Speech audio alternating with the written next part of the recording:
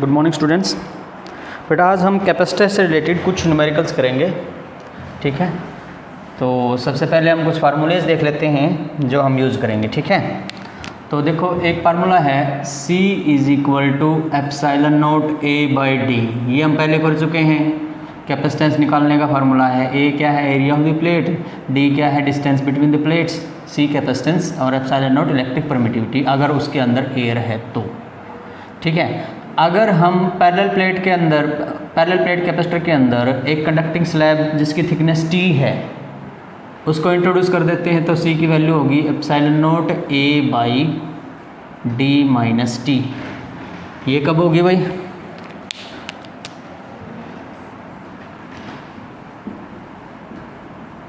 एक conducting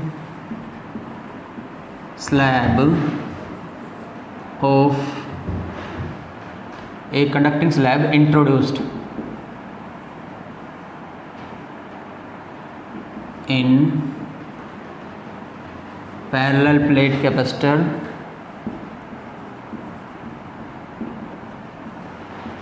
of thickness T। Slab की thickness क्या है, T, ठीक है। अच्छा, अगर हम कंडक्टिंग स्लैब की बजाय एक डाइलेक्ट्रिक स्लैब घुसाएंगे तो इंट्रोड्यूस कराएंगे तो क्या हो जाएगा, epsilon naught A divided by D minus T into 1 minus 1 by के हो जाएगा भाई, जहाँ पे K क्या है, डाइलेक्ट्रिक कांस्टेंट है, ठीक है। Where K is dielectric constant. तो आप अपनी कॉपी पे ये फार्मूले लिख लो। हम इन्हीं फार्मूलों का यूज़ करके और सीरीज़ पैरेलल वाले, सीरीज़ में तो कैसे जुड़ेगा, 1/CS करके हो जाएगा, 1/C1 प्लस 1/C2 इस तरह से चलता रहेगा ना। और पैरेलल में CP डायरेक्ट जुड़ेंगे, C1 plus C2 plus C3 इस तरह से। तो इन्हीं फार्मूलों का यूज़ करके हम कुछ न्यूमेरिकल्स करेंगे आज, ठीक है। सिंपल से फार्मूले हैं कैपेसिटर से रिलेटेड। मेन तो हमारे 5 फार्मूले ही हैं, ठीक है। इन 5 फार्मूलों का हम यूज़ करेंगे कैपेसिटर के न्यूमेरिकल निकालने में, ठीक है। चलो पहला न्यूमेरिकल देखते हैं।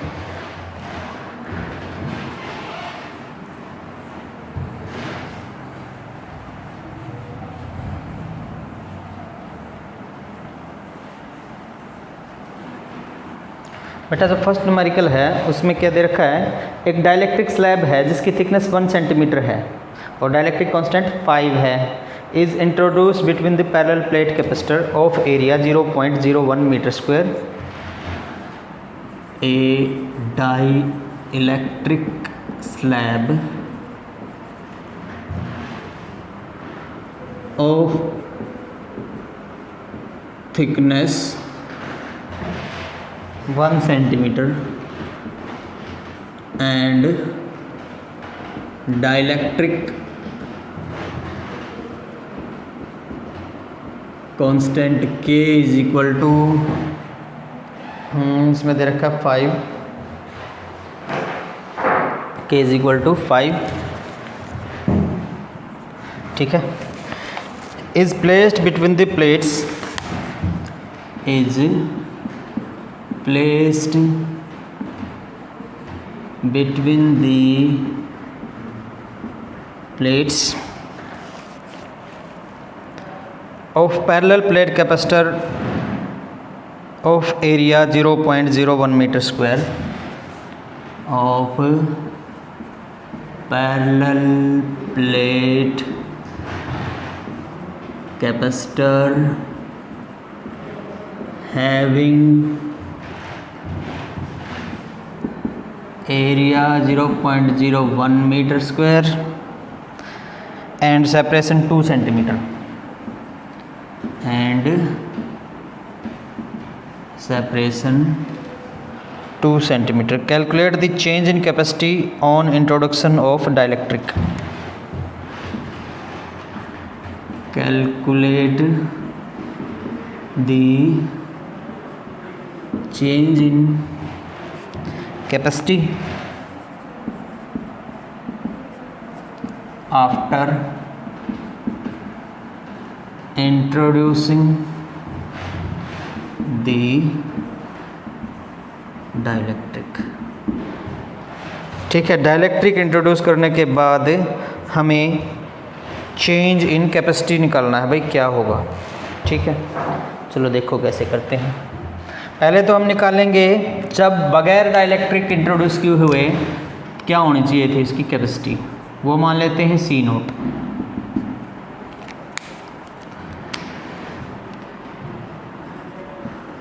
Capacity before introducing the slab, C note मान लेते हैं। सी नोट की वैल्यू क्या होगी, epsilon naught A by D. ठीक है, तो यहाँ से हमारे पास सी नोट की वैल्यू कितनी आ जाएगी, एप्सिलॉन नोट की वैल्यू कितनी है 8.85 इंटू 10⁻⁻12। ए की मैग्नीट्यूड कितना है दे रखा है ना, 0.01। ठीक है, डिवाइडेड बाई डी, सेपरेशन कितना दे रखा है 2 सेंटीमीटर। ठीक है, चलो भाई, तो यहाँ से हमारे पास क्या आ गया, यहाँ से हमारे पास आ गया भाई 8.85 इंटू 10⁻⁻12 इंटू 0.01 इंटू 10⁻², ऊपर जाएगा तो 2 हो जाएगा ना, डिवाइडेड बाई 2। ये तो कट गया फिर। ठीक है, तो हमारे पास ये 2 से डिवाइड करो कितना आ गया 4425, 4425, 442 लगा लो तो 442 इंटू 10⁻⁻12 फैराड भाई। ठीक है, तो ये आंसर आ गया हमारा यहाँ से। तो ये सी नोट की वैल्यू आ गई। अब सी की वैल्यू निकालेंगे भाई। ठीक है, तो सी की वैल्यू हमारे पास capacity on introducing the slab, तो सी फार्मूला क्या होता है, epsilon naught A divided by D minus T into 1 minus 1/k। चीज़ें पुट कर दो जो जो दे रखी हैं। एप्सिलॉन नोट की वैल्यू कितनी है 8.85 इंटू ए की 0.01 divided by D minus T, thickness कितनी है इसकी 1 सेंटीमीटर, तो सेपरेशन कितना है 1, तो 2 माइनस 1, तो 1 माइनस 1/k की वैल्यू कितनी है 5। ठीक है, तो ये सेंटीमीटर में है, इंटू 10⁻⁻² भी साथ में आएगा भाई, तो ये तो कट ही गया। ठीक है, तो ये कितना आ गया हमारे पास c is equal to 8.85 divided by ये 1 हो गया 4/5, 4 नीचे रह गया 5 ऊपर चला गया, तो ये कितना आया भाई 2.21 आएगा। 2.21 इंटू 5 करियो कितना आएगा 5, तो 11.05 आएगा भाई, इंक्रीज कर गया। पहले कितना था 4.42, अब डाइलेक्ट्रिक स्लैब इंट्रोड्यूस करवाने के बाद कितना आ गया 11.05, तो चेंज इन कैपेसिटेंस कितना आएगा C डैश मान लो C माइनस सी नोट 4.42 इंटू 10⁻⁻12। ठीक है, अब ये 10⁻⁻12 तो था इसके साथ में भी, इसके साथ में भी था ना 10⁻⁻12, तो ये 10⁻⁻12 इसके साथ में भी था भाई। ठीक है, क्योंकि 8.85 इंटू 10⁻⁻12 होती है ना वैल्यू, तो 10⁻⁻12 भी इसके साथ में भी था। ठीक है, तो ये तो C की वैल्यू क्या है, ये अभी निकाली हमने 11.05 इंटू 10⁻⁻12। सी नोट की वैल्यू ये निकाली कितनी है 4.42 इंटू 10⁻⁻12 फैराड। ठीक है, अब देखो 3, 5, 6, 6.53 इंटू 10⁻⁻12 फैराड का चेंज आ गया। ठीक है, आसान सा क्वेश्चन था, डायरेक्ट फार्मूले के अंदर वैल्यू पुट करनी थी और कुछ नहीं था। ठीक है भाई, चलो अब सेकंड क्वेश्चन देखते हैं।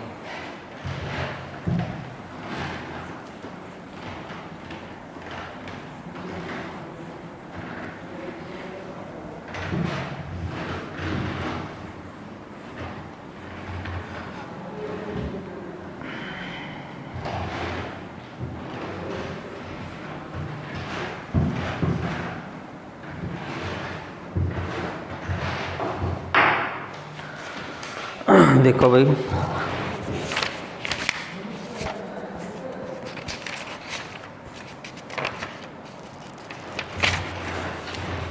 आसान सा क्वेश्चन है। क्वेश्चन में दे रखा है दो कैपेसिटर हैं हमारे पास, दो पॉइंट के बीच में, पॉइंट ए पॉइंट बी। यहाँ पे एक कैपेसिटर लगा हुआ है 20 माइक्रोफैराड का, यहाँ पे एक कैपेसिटर लगा हुआ है सी। ठीक है, तो ओवरऑल जो कैपेसिटेंस है वो दे रखी है, ओवरऑल कैपेसिटेंस दे रखी है हमें। ठीक है, और निकालना क्या है, सी की वैल्यू निकालनी है।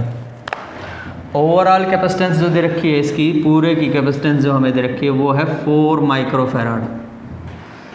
ठीक है, find the value of C and calculate the charge on each capacitor if 12 volt battery is connected across the AB. What will be the potential drop across each capacitor? तीनों चीज़ें निकालनी है। क्या क्या निकालना है? नंबर 1 वैल्यू ऑफ C निकालनी है, number 2 charge on each capacitor after connecting with 12 volt. ठीक है, और नंबर 3 क्या निकालना है, पोटेंशियल ऑन ईच कैपेसिटर। ठीक है भाई, चलो देखो फिर अब ये तीन चीज़ें निकालनी है, पोटेंशियल ड्रॉप निकालना है, कैपेसिटेंस निकालनी है, चार्ज निकालना है। तो पहले कैपेसिटेंस निकालते हैं। ओवरऑल 4 दे रखी है, तो ये सीरीज़ में है दोनों। सीरीज़ के लिए फार्मूला क्या है, पहले फर्स्ट निकालते हैं सॉल्यूशन। सीरीज़ के लिए फार्मूला होता है 1/20 हो जाएगा 20 microfarad plus 1/C is equal to 1/CS, मतलब 1/4। CS की वैल्यू कितनी दे रखी है, 4 दे रखी है। तो यहाँ से हमारे पास क्या आ गया भाई, माइक्रोफैराड में ही आ जाएगा, क्योंकि 4 भी माइक्रोफैराड में है, तो सारा का सारा किस में आ जाएगा, माइक्रोफैराड में ही आ जाएगा। 20 × C प्लस 20 1/4। ठीक है, अगर हम करें तो यहाँ से 5 ये इधर चला जाएगा, तो C plus 20 is equal to 5C, 4C is equal to 20। तो यहाँ से C की वैल्यू कितनी आ गई, 5 माइक्रोफैराड आ गई भाई। चलो C की वैल्यू आ गई। अब सेकंड पार्ट में क्या है, charge on each capacitor if connecting with 12 volt.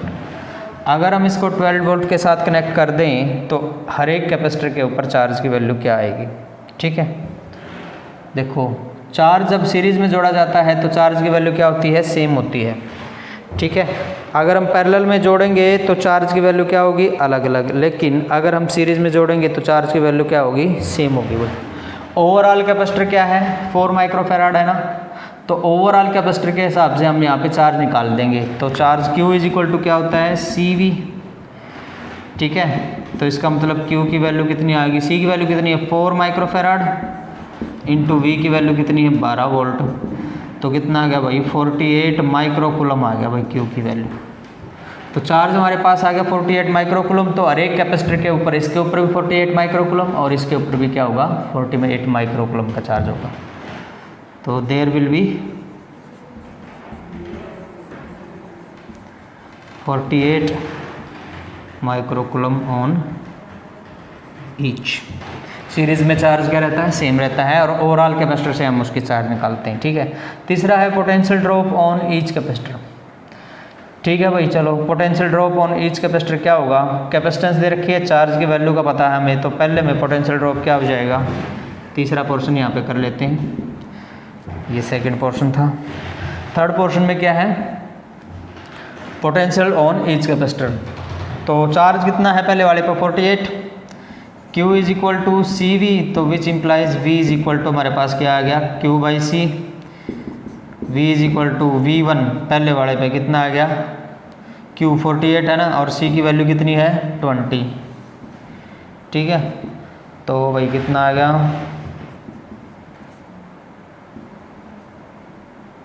2.4 microfarad हो वोल्ट पोटेंशियल है ना, 2.4 वोल्ट आ गया, ठीक है। अब सेकंड वाले पे निकालना है, तो सेकंड वाले पे चार्ज कितना जो है वही चार्ज सेम है, तो सेकंड वाले के लिए V इज इक्वल टू हमारे पास Q बाई सी है, तो V2 इज इक्वल टू हमारे पास कितना हो जाएगा, Q की वैल्यू सेकंड पे ही 48 है ना, 48 डिवाइडेड बाई C की वैल्यू कितनी है 4 नहीं, C की वैल्यू अभी निकाली थी हमने, कितनी आई थी 5 थी ना, C की वैल्यू कितनी है 5 है। तो यहाँ से हमारे पास क्या आ जाएगा भाई 9.6, तो 9.6 वोल्ट आ जाएगा। दोनों को जोड़ के कितना होना चाहिए 12 वोल्ट होना चाहिए, होता है ना, अगर इन दोनों को जोड़ दें तो कितना आ गया 12 वोल्ट आ गया, तो हमारा आंसर सही है, ठीक है। तो ये था हमारे क्वेश्चन भाई। क्वेश्चन में क्या था, दो कैपेसिटर दे रखे थे, दोनों को सीरीज में जोड़ रखा था, ओवरऑल कैपेसिटेंस दे रखी थी, तो दूसरे कैपेसिटर की वैल्यू पूछ रखी थी, वो निकाल दी। फिर चार्ज पूछ रखा है एक कैपेसिटर के ऊपर, ठीक है। अगर हमने कैपेसिटर दोनों की कैपेसिटेंस का पता है और उनके ऊपर अप्लाई की गई वोल्टेज का भी पता है, तो हम चार्ज निकाल सकते हैं Q is equal to C V. तो चार्ज हमारे पास क्या आ जाएगा Q is equal to C V लगा के चार्ज दोनों में क्या आएगा, चार्ज सेम आएगा क्योंकि सीरीज में है। अब चार्ज का हमें पता चल गया तो हम वोल्टेज भी निकाल सकते हैं दोनों के अलग अलग। V is equal to Q by C वाला फार्मूला का यूज़ करके हमने क्या कर दिया, वोल्टेज निकाल दी दोनों के अलग अलग, ठीक है।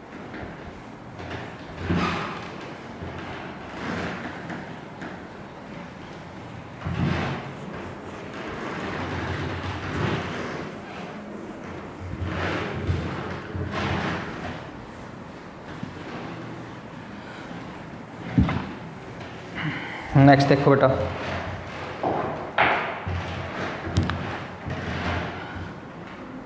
हमारे पास 4 कैपेसिटर हैं,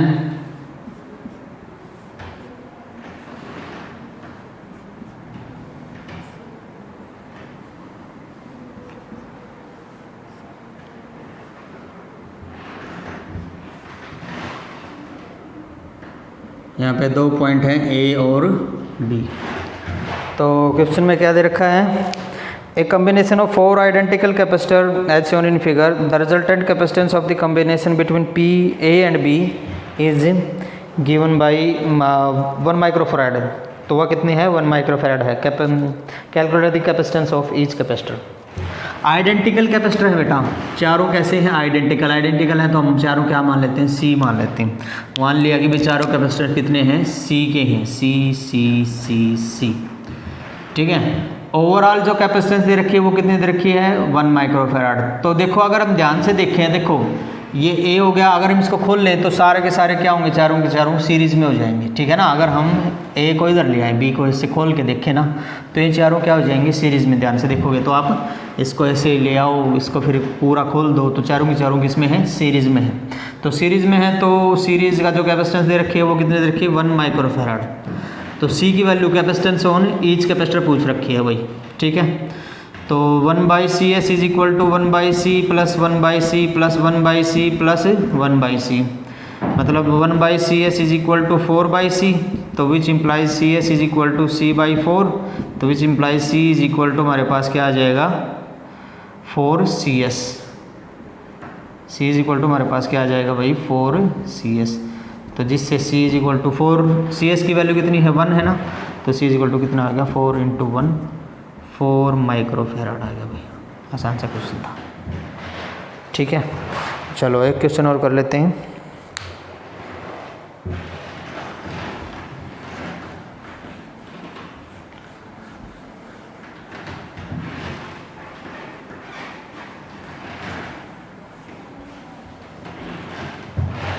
नेक्स्ट क्वेश्चन देखो, इसमें 2 प्लेट दे रखे हैं भाई, इस तरह से दे रखे हैं,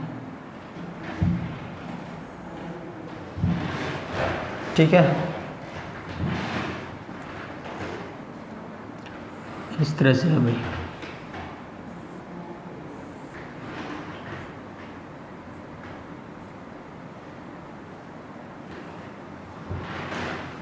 और इनके बीच में सेपरेशन है डी का भाई, स्मॉल डी सेपरेशन है इनके बीच में।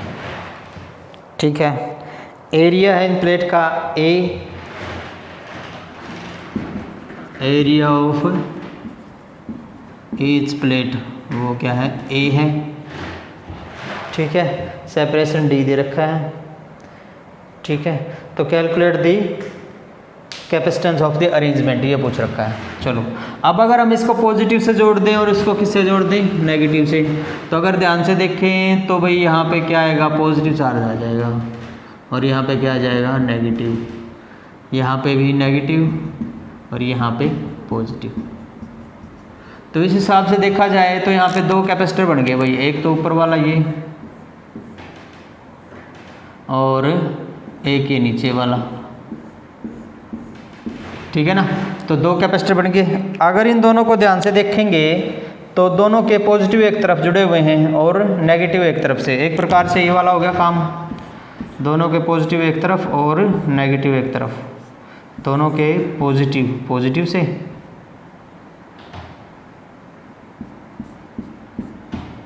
और नेगेटिव क्या हैं, दोनों के नेगेटिव से जुड़े हुए हैं।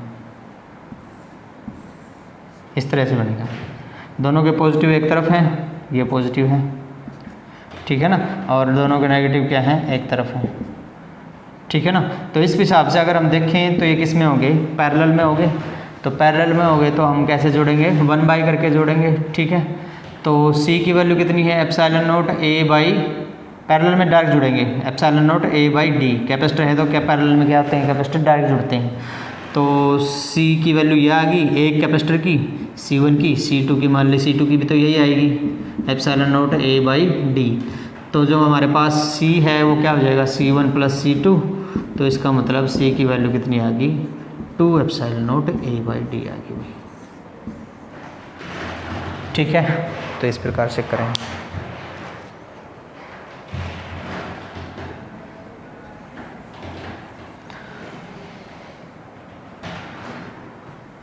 तो बेटा आज के लिए हम इतना ही करेंगे। आपके पास अगर एनसीईआरटी है या प्रदीप्स की बुक है तो आप उससे ये बोर्ड लेवल के इस प्रकार के न्यूमेरिकल कर सकते हो।